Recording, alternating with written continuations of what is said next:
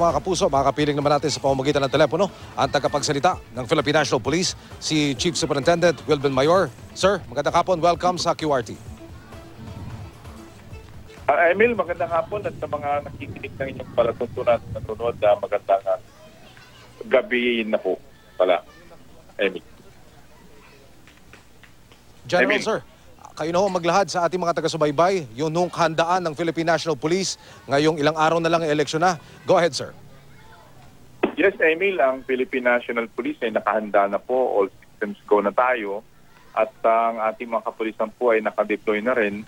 Dahil yung iba po sa atin ay nagbabantay po doon sa mga voting counting machine.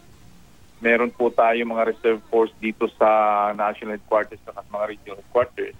Na-activate na rin po yung National Election Monitoring Action Center natin at naka-full alert status kami. Basically, Emil, is ready ang Philippine National Police at execution na lang hinihintay natin. Emil? General, dito po sa Metro Manila, National Capital Region, pwede nyo bang mabanggit sa amin yun hong mga areas of concern o yung mga lugar na tututukan po ng monitoring ng pambansang pulisya, sir? Dito sa National Capital Region, Emil, meron tayong in charge dyan, of course, ng NCRPO. But so far, dito naman sa NCRP, sa National Capital Region, wala naman tayong nilagay na election watch list of areas. So, normal naman dito ang kumbaga, security adjustment natin, Emil. More on dun sa mga election watch list of areas na siyam na probinsya, yung ating tutukan, Emil.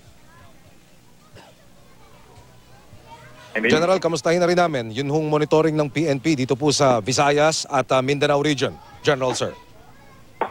Emil, may mga nakatutok tayo dyan na mga sa regions, mga regional directors na in charge dun sa kanila mga jurisdiction.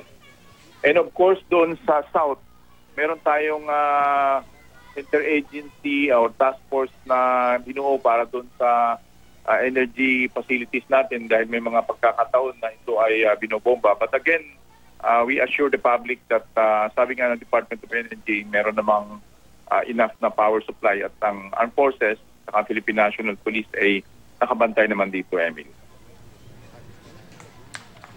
Emil? Meron kayong itinayong monitoring center dyan sa PNP sa Campo Crame, General. Baka pwede hong ibigay ninyo sa ating mga kababayan yun yung hotline kung sakali hong meron silang nais-isumbong, nakatiwalian o kaguluhan po sa kanilang lugar. General, go ahead, sir. Emil, ang ating mga kababayan ay pwedeng gumamit ng social media natin at yan ang sa pinakamabilis at popular ngayon na PNP-PIO, yung aming Facebook, tsaka Twitter account. Pwede sila mag-text sa 0917-847-5757. Emil? Mga kapuso at tagapagsalita ng Philippine National Police, si Chief Superintendent Wilben Mayor. Sir, maraming salamat. Magandang hapon po. Maraming salamat, Emil, at magandang hapon po.